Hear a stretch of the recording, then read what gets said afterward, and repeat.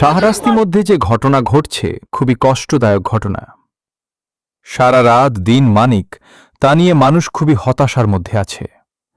যে শাহরাস্তি মধ্যে কি শুরু হলো এগুলো, তাই এলাকাবাসী দুইটা বাচ্চা চিন্তা করে এখনের ফাঁসি চাই। তাই আজ সবাই একসাথে রাস্তায় নেমে গেল। প্রশাসনের কাছে দৃষ্টি আকর্ষণ করছি যে ভালো একটা বিচার করে জানা, এমন বিচার করবেন যা দেখে মানুষ কখনো এগুলো চিন্তাও করবে না। দুইটা বাচ্চা, মেয়ের কি হবে, এদের ভবিষ্যৎ। আজ শাহরাস্তি উপজেলার মধ্যে একসাথে হয়ে এখন ফাঁসি চায় এ মহিলা সমাবেশ। সবাই দুইটা মেয়েকে সমাবেশে নিয়ে আসো, কি করে পারে এরকম কাজ করতে? দুজন তো একসাথেই থাকত।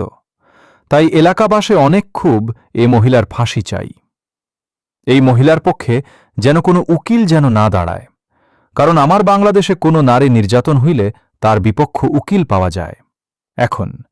তাই সবাই সতর্ক থাকবেন, জানে খুনির পক্ষে কোনো উকিল না থাকে। আমি মোহাম্মদ হৃদয় রাজীব। আমার ভিডিও ভালো লাগলে অবশ্যই লাইক, কমেন্ট, শেয়ার করে দিবেন। ধন্যবাদ।